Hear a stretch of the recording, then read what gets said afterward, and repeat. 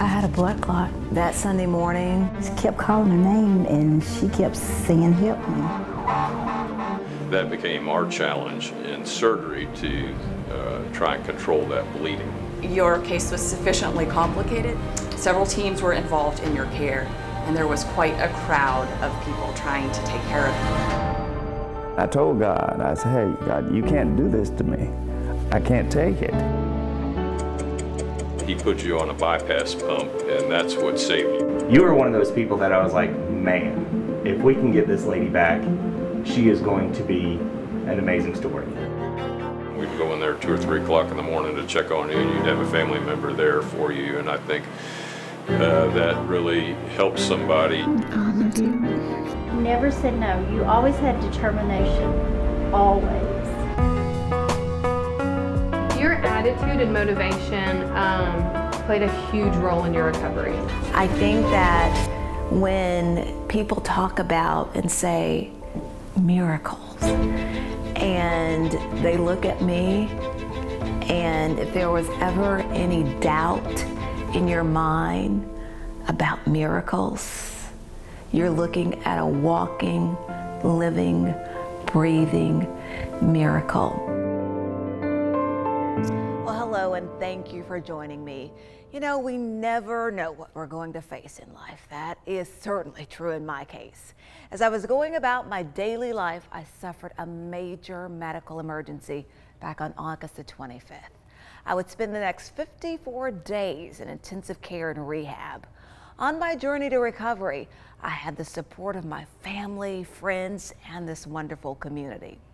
I sat down with my colleague and good friend David Carroll to share exactly what happened that day back in August.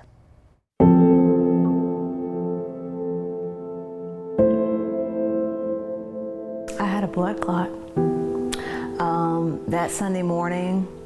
DC, I was getting ready for church, and the next thing I know, that I remember, I was on my kitchen floor, looking up, the ceiling was spinning. I was like, okay, I was trying to get my bearings, and thankfully my cell phone was right there, and I reached and I called my one of my very good friends, Deidre, and I said, Dee, I said, I'm not sure what's going on. I said, the room's spinning, and then after that, I'm not sure what else I said to her, but she kept me on the phone, and she called 911. LaTrice called me that Sunday morning. We were getting ready for church. We had a program at our church involving our sorority, and when I got the call, I really couldn't understand what she was saying. I knew it was her because her name popped up on my phone, but she was saying, "Help me." And I didn't realize, I couldn't even make out what was going on. And I remember asking her again, I said, "LaTrice, is it LaTrice?" I just kept calling her name and she kept saying, "Help me." Deidre said that she'd call 911. So I remember her telling me that in my ear. And I don't know how, but I remember I somehow managed to get from I couldn't walk, but I managed to somehow get to my door. I remember leaving the door open and unlocking it because I knew EMT would be there and I would maybe not be able to get up and open the door. You know, they could always bust it in, but I remember somehow I opened the door. And I remember somebody grabbing my hand and touching my face and saying, "LaTrice, LaTrice, stay with me." And then the next thing I remember, I'm in the ambulance. By that time, I remember the first maybe 2 or 3 minutes in the ambulance, and nothing else for probably over 3 weeks. Within minutes, she was admitted to the hospital's critical care unit, and the news was not good. Doctors told LaTrice's friends she was the sickest patient in the hospital. And seeing how really, really sick she was and knowing that we need to call her dad. And I remember that phone call, making that call to her dad, which was very hard, you know, but we knew that he needed to, he's in Nashville. And she said, Mr. Currie, you need to get up here quick. LaTrice is real sick. We don't know what it is. We're rushing her to the hospital. This happened on Sunday, August the 25th. My wife had passed on Monday, August the 27th, the previous year. And I told God, I said, hey, God, you can't do this to me. I can't take it. So when we got in, they told us what had transpired, the condition that she was in, what they had already done, and it was just something that I couldn't fathom. And I started praying. As the weeks went on and LaTrice regained consciousness, the presence of her dad made a huge difference in her recovery. He was up and down that highway. He was in the hospital with me every day. And it was like clockwork. And the nurses said they could tell. They were like, LaTrice, you look for your dad every day. And if he was late, he would say, where's my dad? Almost like a child. Where's my dad? You know, and they were like, LaTrice, he's going to be here. You know, and they would even tell me one day he had to run an errand, but he said he's on his way. And just that sense of peace and of calm that it gave me when he walked in the room, you know. He's a rock. He's a rock. Eventually, she was able to do physical rehab. She worked hard, exceeding what therapists asked her to do. Every day, I said, you know what? I'm getting out of here. I just kept saying that. I just kept saying that. Every day, I'm going home. I'm getting my life back. I saw a real miracle. I remember her crying, and I said, LaTrice, why are you crying? She said, well, Dad, I don't know what I'm going to be able to do. So I hugged her, and we prayed, and I said, God's going, I said, he's brought you this far. I said, he didn't bring you this far to leave you. He's going to take care of you. And she smiled, and I never saw her cry again. I think that when people talk about and say miracles, and they look at me, and if there was ever any doubt in your mind about miracles, you're looking at a walking, living, breathing miracle. And, you know, as you know, there were with the cards, and every card in there said, LaTrice, I'm praying for you. Everywhere I go, when I go out in the store, LaTrice, I prayed for you. One person even stopped me in an aisle of the grocery store and said, do you mind if we just pray right here quickly? And I said, sure. And I told everyone that said that, and I've seen, I said, believe me, I said, I felt each and every prayer. I said, I felt all of those well wishes and that support. And I said, and I hope that one of the things that truly can come out of this is that, yes, I'm one example, but when you hear about other scenarios, situations, and no matter what's going on in your personal life or your family, I want you to dig deep down, and that same belief, that same prayer that you sent for me, let's send up for them as well. And I hope I continue to be a blessing and to continue to do a good job for our viewers and for Channel 3, and just to continue doing what I was doing, to continue telling the stories of people here in the Tennessee Valley. David Carroll is here with me now, and who did that great story along with with Lee in helping me to tell my story. Well, and on behalf of all of us who watch you and love you, thanks for allowing us to be a part of that story and to hear your story. You know, sometimes due to time limitations, you don't get to talk to everybody you'd like to in a story like that. And you heard from LaTrice's dad, James, who's really close to our hearts and such a terrific guy. Let's talk about your brother a little bit. Marcus pitched in too. Oh my gosh, Marcus is awesome. Marcus, that's my big brother, and I will tell you, he was up there, exactly, AJ and Flower Girl, and it was one of those, Marcus was up there that day with my dad. They actually ended up coming in separate cars. My dad said he had called Marcus, and my dad and my aunt came in one vehicle, and Marcus came up in another, and he was here for the next few weeks with me. And I will tell you, it was one of the ones that he was right there to help my dad and to guide him through the process, whatever was going on. He was there to, you know, say how many visitors I could have, what they were going to do next. He was there to keep the family informed and just kind of really to be that rock for my dad, and everything I needed. He was right there when I woke up. I remember him being there when I first started to eat and helping me get the food together so that I could eat it, and he would cut it up for me, so yes. Wow, and you know, talking about the men in your life, of course, we've seen some pictures of AJ Oh, there too. yeah. What a guy. I call him my sunshine.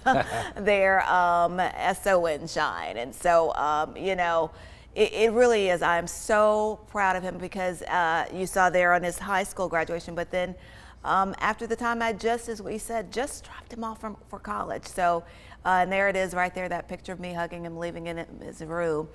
And for them to have to go up there, a deacon from my church, Deacon Bill Spite, had to go up there that night along with AJ's friends, KJ and Carlton, and pick him up from school and at ETSU and bring him back home. So yes, you know, they were there, and it really was. And then he came home every weekend and with his friends, and one of his good friends, Allison, would come home with him and some more of his friends, and they would be here just about every weekend to see me, and he still managed to do well that semester. And so I'm just really proud of him. You know, they said it was tough for him that first time seeing me, as you could imagine. It took a lot.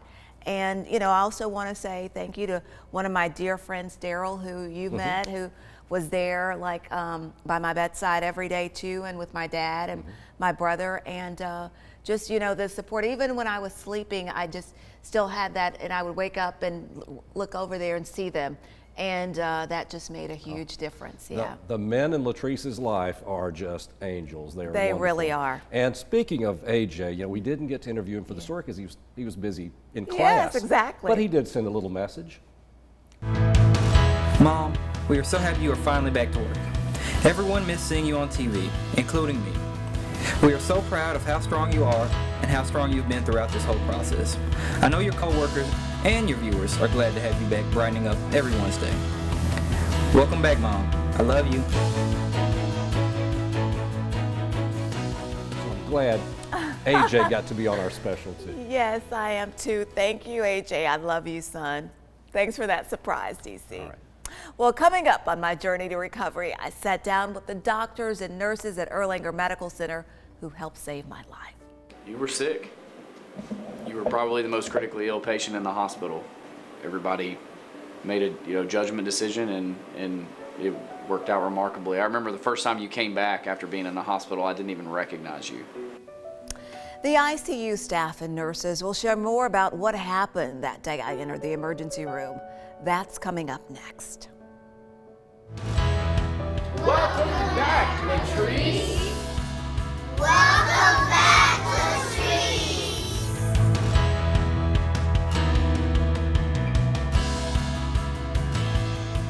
We are so happy LaTrice is back and sharing her story. Pulmonary embolisms can be deadly, and while some can be traced to family history, there are also some things that put you at a higher risk. Being inactive for long periods of time, like road trips, long flights, or a sedentary lifestyle. Smoking, recent surgery, or a broken bone. Taking birth control pills or hormone replacement therapy. Being overweight. With almost all of the major risk factors, there are things you can do to mitigate your risk. So take a look at these and see what you can change in your life.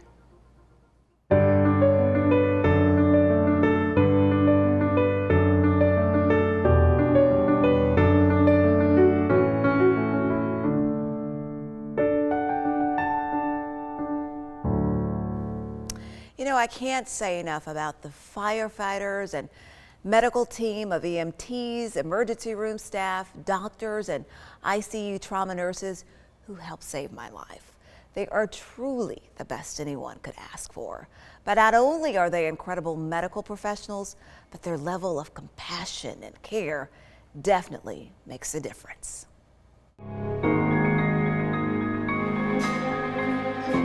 Getting back to this point wasn't easy. I remember the first time you came back after being in the hospital, I didn't even recognize you because it was such a profound difference.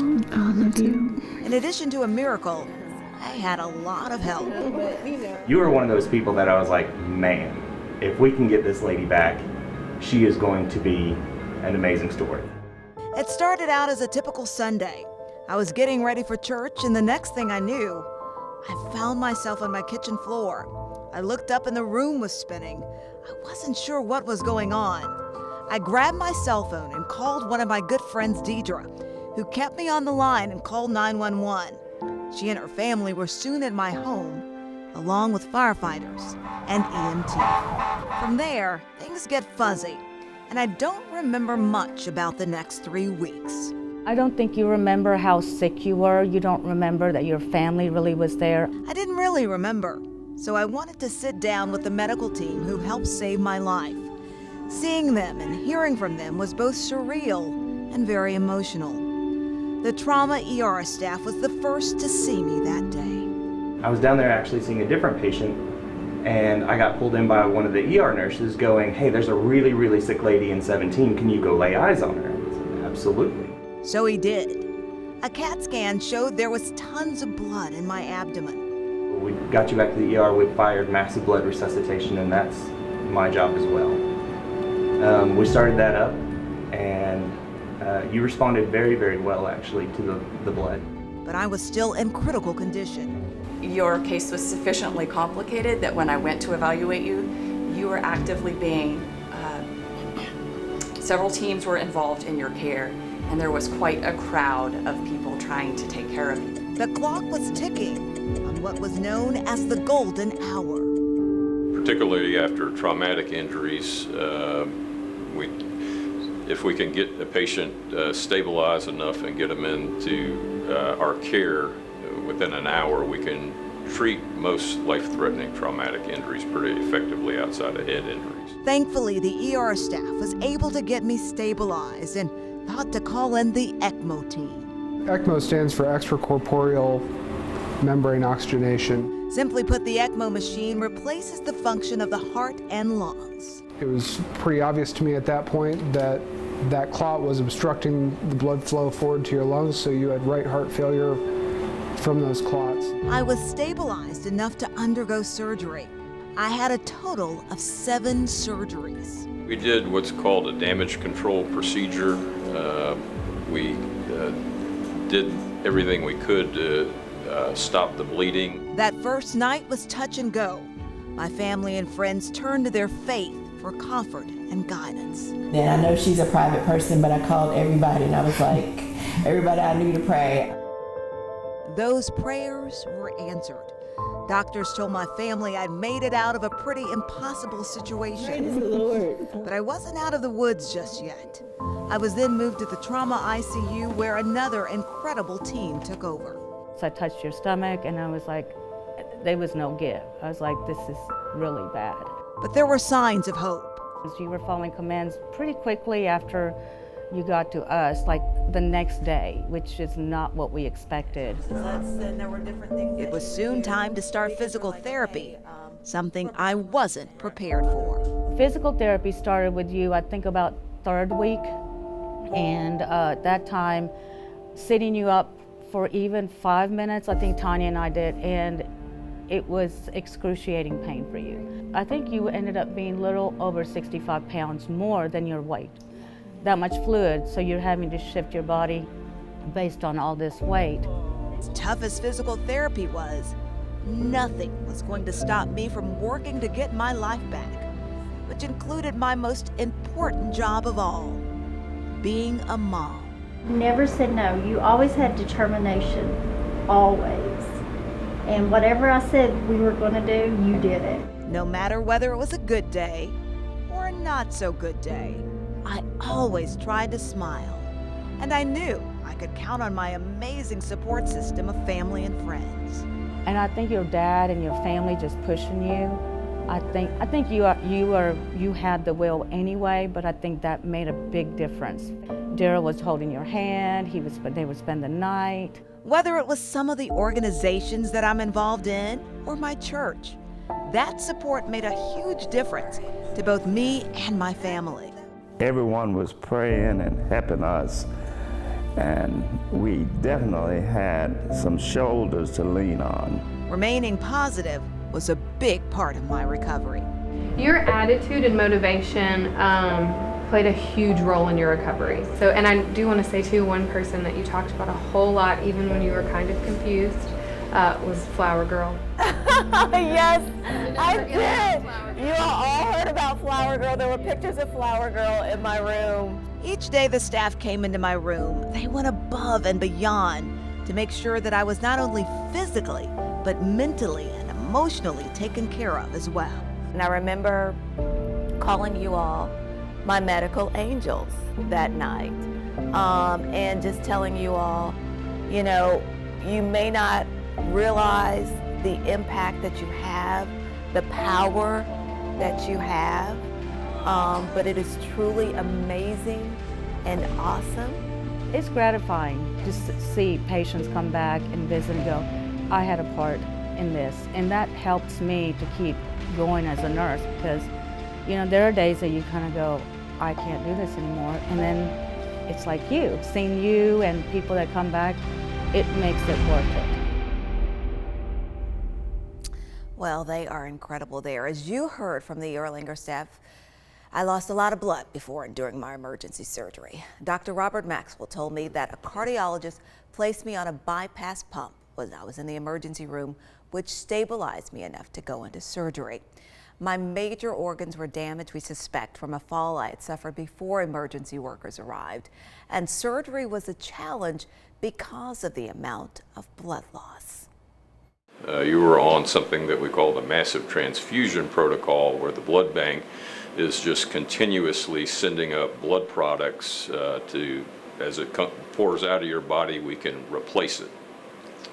And they were able to look at your blood profile and determine what factors were deficient in your clotting system, and they were able to supplement the massive transfusion protocol with additional blood products that help your blood eventually clot. Well, as you can imagine, and as he said, I needed a lot of blood that day. And the next time, it could be you or your loved one. That's why it is so important to give blood. Blood donations are used every day to save people of every age, including premature babies, oncology patients, trauma victims, and surgery patients. We never know when an emergency will strike. Okay, you can help save lives by becoming a donor. I'm partnering with the Health and Wellness Ministry at my church, New United Church, and Blood Assurance for an upcoming blood drive and health event. It's on April the 18th at New United Church from 10 until 2. The address is there on your screen. It's 2629 Tunnel Boulevard. You can also find out more information and register at the website, and there it is on your screen. It is bloodassurance.org/New United to go ahead and sign up early for that blood drive that is taking place on April the 18th from 10 until 2. Well, coming up on my journey to recovery, you're going to hear about the healing process as I spent a number of weeks in the ICU. In our field, we have to work pretty hard, work bad hours sometimes, but when we see a patient go from the profound state of shock and life-threatening condition to now you're back to doing what you do for us, it's very rewarding. Next, in their own words, you're going to hear a never-before-seen clip of the Erlanger nurses who helped bring me back to health. Welcome back, LaTrice! Welcome back, LaTrice!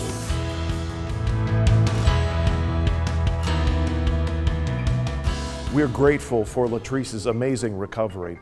Pulmonary embolisms are life-threatening, but quick treatment is the best way to increase survival. These are some of the common symptoms: sudden shortness of breath, sharp chest pain frequently when you breathe in deeply, even stopping you from being able to take a deep breath, a cough that produces bloody or blood-streaked sputum. These are some of the other potential symptoms of a pulmonary embolism.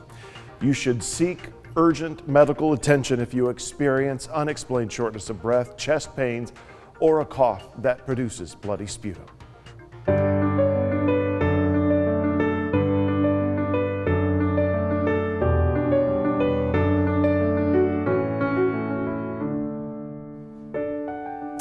Well, the medical staff at Erlanger all said I looked completely different when they saw me, especially that day of the interview.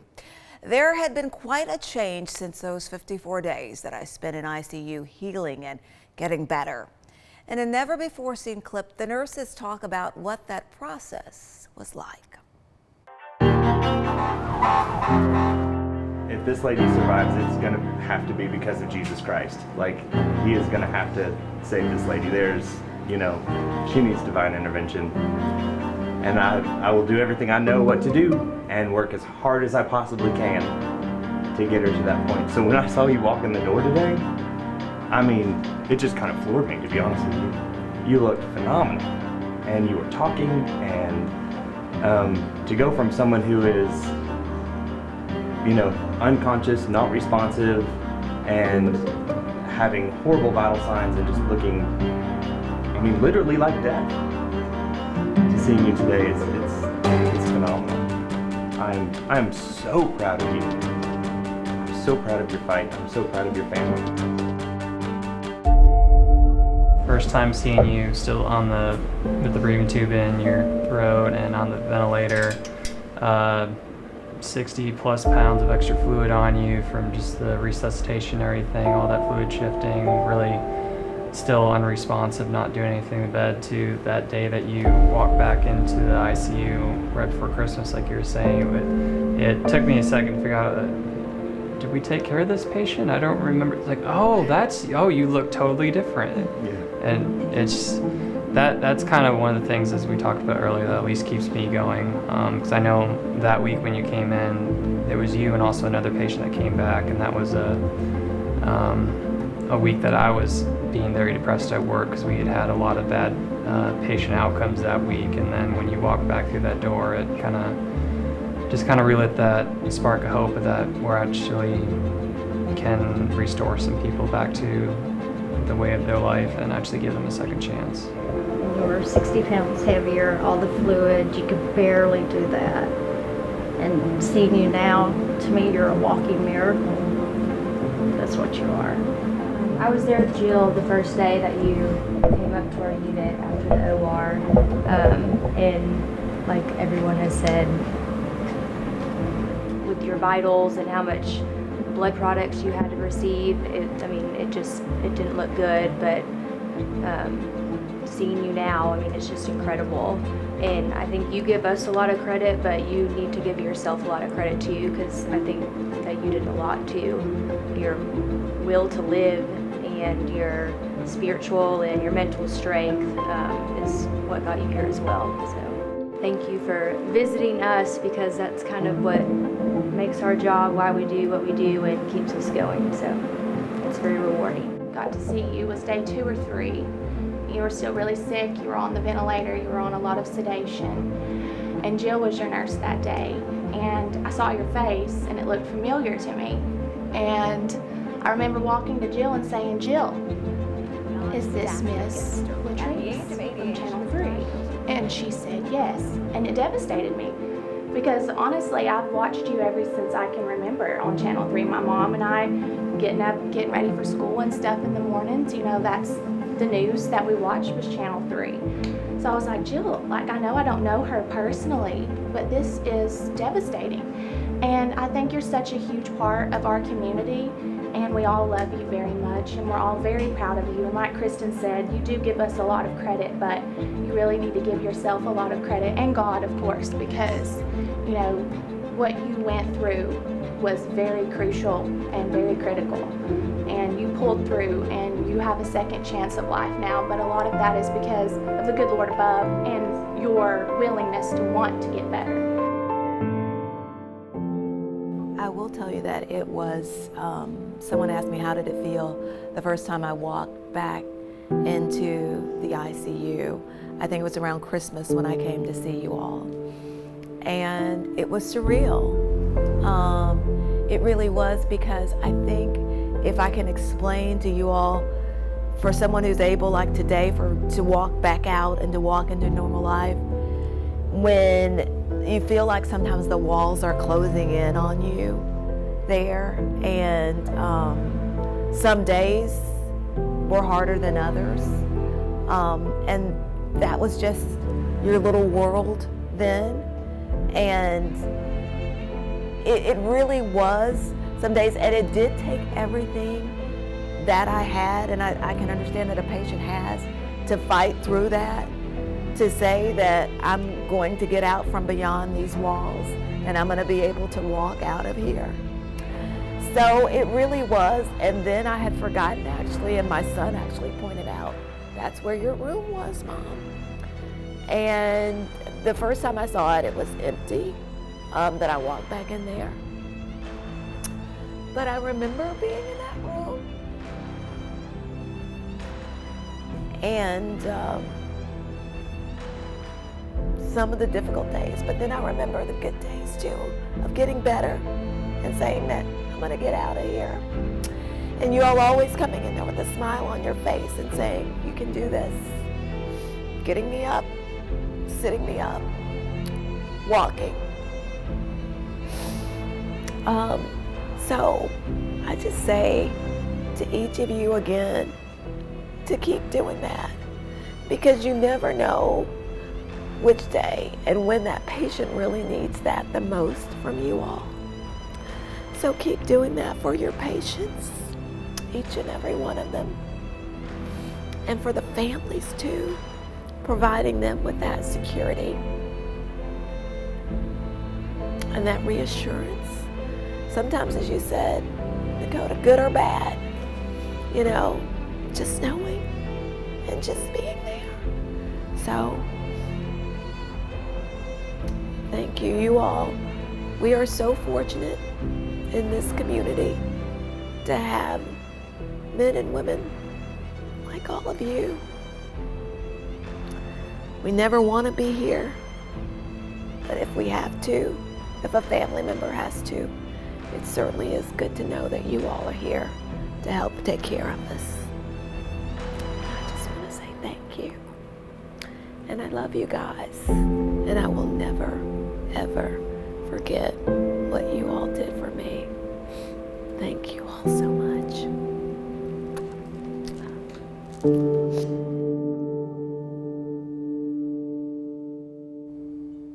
And as I said, they are truly my medical angels. You know, after suffering any major health setback or crisis, the road to recovery can be difficult and very challenging. After leaving the ICU, I still had my work cut out for me, and that's where rehab comes in. It was this crucial step that helped me get back to work and get my life back.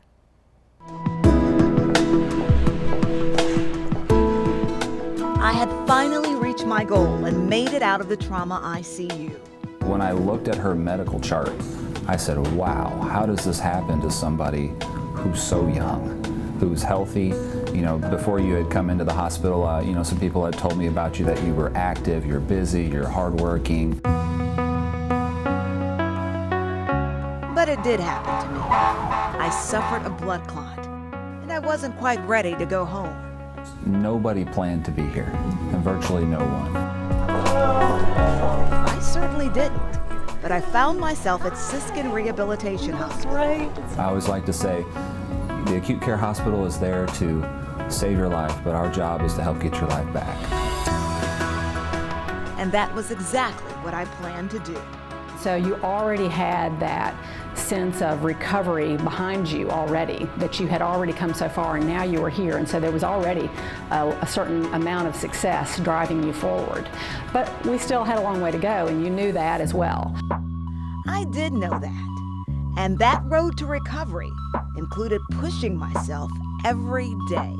Typically physical therapy in the morning and in the afternoon, and so they kind of double dip a little bit. It's a lot, but you have to stay motivated and focused on your goals, no matter how tough the task. And each day when we walked in the room, even if you were tired, you had a smile on your face, and sometimes it was kind of like okay, let's do it. Fielder says that's key to trying to make sure patients stay motivated and focused on their goals, no matter how bad things look. There's a younger gentleman who was working, was pretty active, and had a stroke. And you could just see in his face and talking with him that I'm not supposed to be here. Asking the question, why? How am I here? How am I going to do this? And that's a difficult place to be. Yes, rehab can be a difficult place to be. A good staff and support system play key roles in a patient's success. I know. It certainly made a difference for me. As we encourage families to stay, they're welcome to stay the night, to be involved in therapy. We do family training with every family, with our therapists, because we know that right now they're our concern, but 2-3 weeks down the road, they're now the family's concern. Recovery is a process that takes time. You have to celebrate the victories, both big and small. It was every day seeing little gains. A lot of times it's harder to measure, but with you it was very nice because every day we could say, we walked further today, we did more of this today. And a little bit more each day continue to add up to a lot. You believe that I am getting better and I will continue to get better. And a big thanks to the staff there at Siskin and all the motivation that they gave me as well. And you know, they talked about they help you get your life back and get back to work where I am now. And I will tell you, when I came back to work, it was really wonderful. It was therapeutic, and the warm welcome I got, I wasn't expecting it.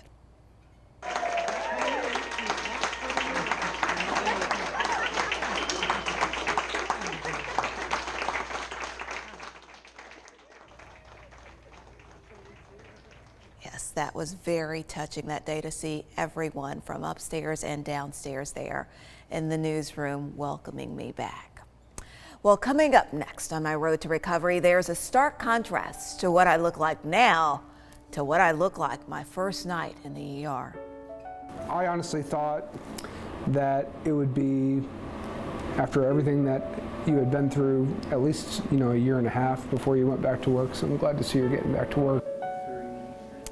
Well, I was able to recover because of my willingness to live a healthy lifestyle. You'll hear from my trainer at the YMCA. That's coming up. We are happy to have LaTrice back, and we've all learned from her journey. Now, while there's not much you can do about a family history of pulmonary embolisms, there are things you can do to reduce your risk.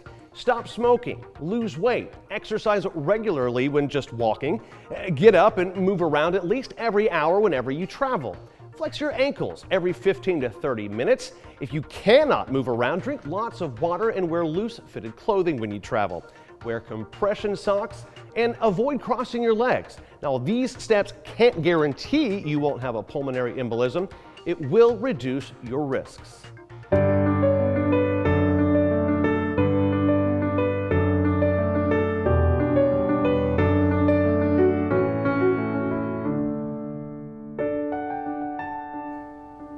Well, although it may seem like I'm back in working order, the journey to recovery continues. As you can imagine, I had quite a bit of healing to do, and recovery doesn't happen overnight. I talked with my YMCA trainer about the importance of living a healthy lifestyle. Because the symptoms are similar to other illnesses, diagnosing it can be very challenging. My Eye on Health reports are not only part of my job, but also part of my mission to help others lead healthy lives. 5 more? Oh, thank you. I definitely try to practice what I preach. I try to stay active. Hey guys, hello. Going to the gym and working out with my trainer has been a big part of my routine for several years. We did all types of exercises. We always did a full body every time I saw you, and that included running, some weights, and some high intensity interval training. And I think that's what kept you in really good shape. Are you ready? I'm ready. Let's do this. At the time, I had no idea just how important staying in shape and healthy would be.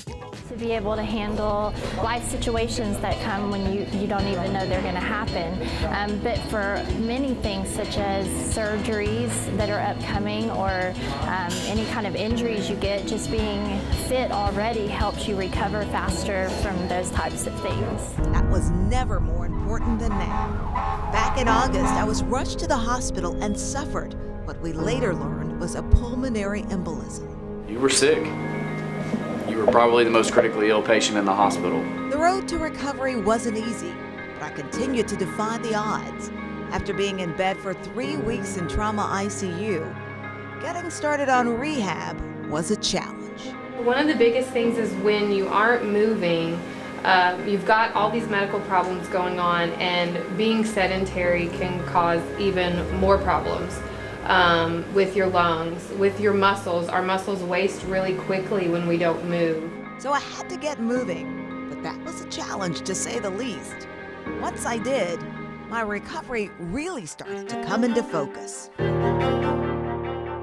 You were just like, recovery time was just like that, so fast. Once that, within a week, you were amazing. In addition to a miracle, doctors said my fitness played a major role in my survival and healing. I think the other thing that shouldn't go unmentioned was your good health status. You take care of yourself and we're very healthy, and if you hadn't been in such a good state of health coming into this, I don't know if the outcome would have been as good. Chances are, it would not have been as favorable. You looked a whole lot worse on paper than you did in person, and that's a compliment, because to see all that you went through, all the surgeries you went through, all the problems you had, I was blown away at how good you looked. After completing my outpatient rehab, I went back to the gym. When you came in, I was very surprised at how far along you've came based on what you went through, and you're definitely strong, and we're going to get you back to where you used to be before.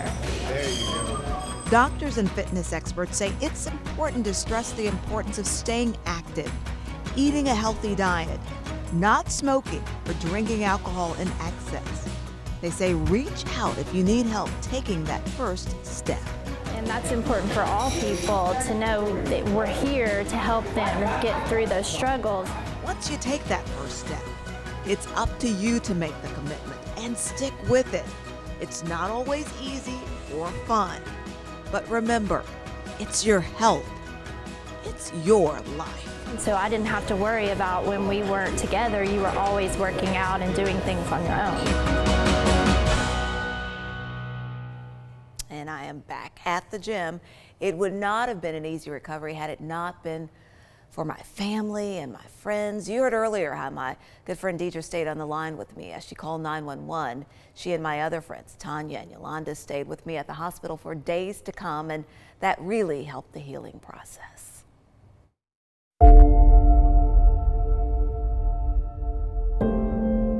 LaTrice called me that Sunday morning. We were getting ready for church. We had a program at our church involving our sorority, and when I got the call, I really couldn't understand what she was saying.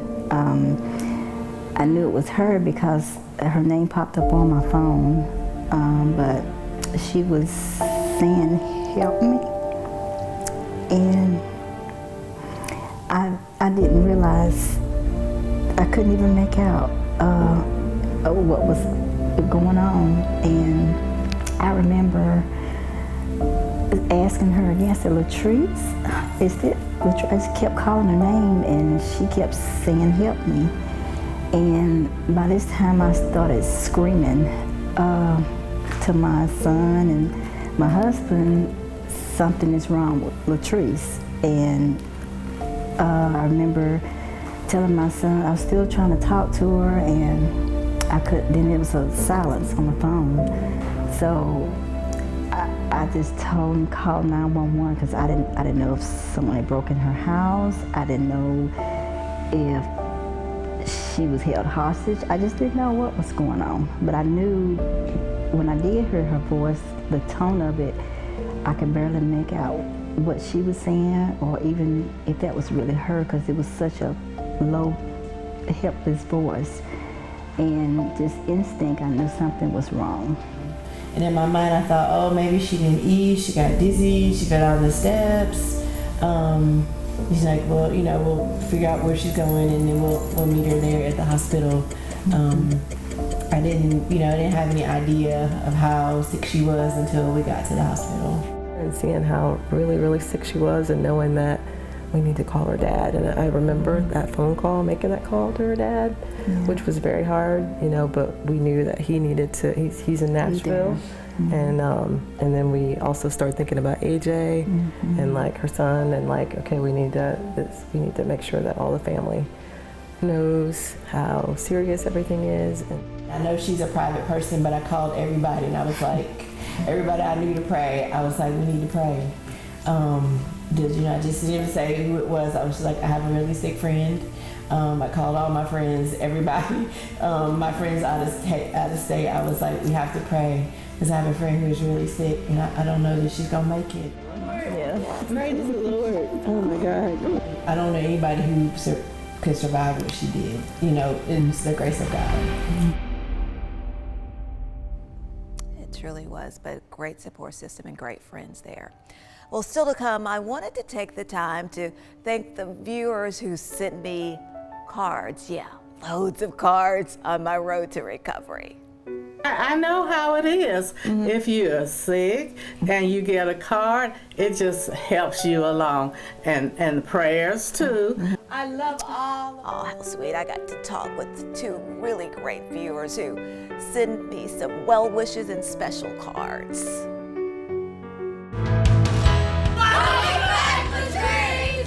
Steve Freer with the Tennessee Valley Railroad Museum.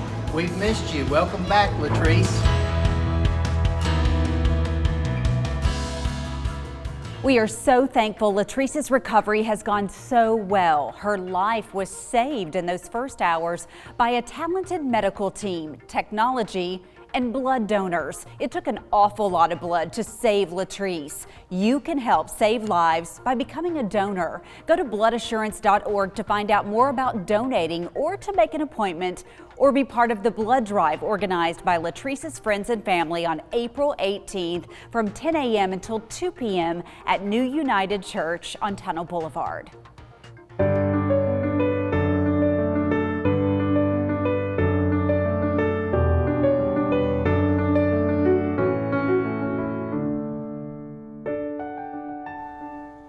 You know, I can't say enough about the outpouring of support and what it meant to me, my family, and my recovery.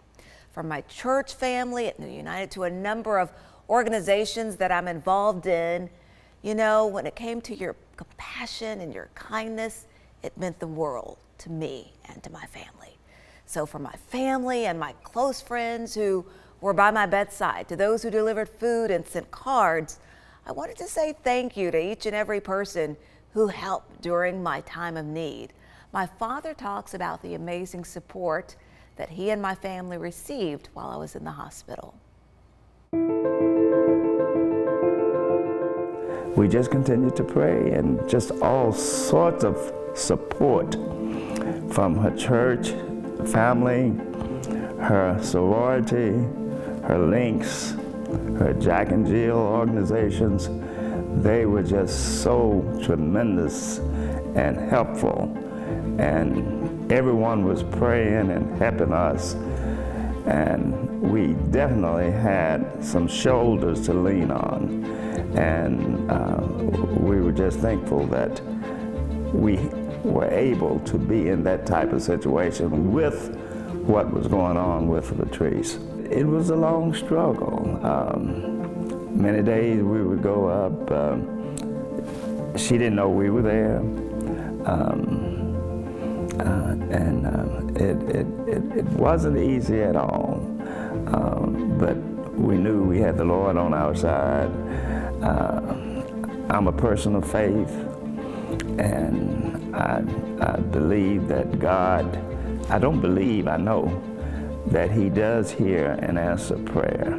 And I was praying, all the family was praying, all the church family, and all of the people throughout Greater Chattanooga and Northern Georgia and other places were just tremendous in their calls, their cards, and the whole thing was just a blessing for what had happened.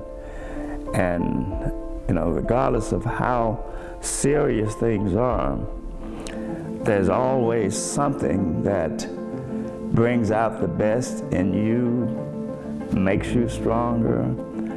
And I think after the third, maybe the beginning of the third week, God told me that she's going to be all right. It's just going to take time. I'd be remiss if I didn't give a lot of credit to the nursing staff and the doctors.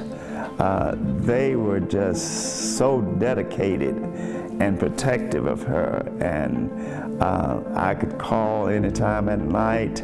Sometimes I would come home and I'd wake up at 5 o'clock in the morning and I would call and they would go over everything. And I got this call, I think probably after the beginning of the fourth week, and Jill, who was one of the head nurses that really took good care of her, called and said, she called me James. She said, James, you're not going to believe this, but LaTrice has gotten up and we're walking her. So I said, what? So I immediately got dressed and went there. And it was just amazing to see how she had fought back and was able to accomplish some of the things physically that she accomplished. And one of the things in the back of my mind was that I hope she doesn't get depressed with her situation, because she was beginning to realize where she was, what had transpired, and what her limitations were at that time. But I don't think that ever happened. I remember her crying, and I said, LaTrice, why are you crying? She said, well, Dad, I don't know what I'm going to be able to do. So I hugged her and we prayed, and I said, God's going to, I said, He's brought you this far. I said, He didn't bring you this far to leave you. He's going to take care of you. And she smiled, and I never saw her cry again. I saw a real miracle. Chief surgeon who did the 14, 16-hour surgery said to me, said, Mr. Currie said, 95% of the people, if they had to go through what she has gone through, would not be here today. It hasn't been easy, but I've had so much support also.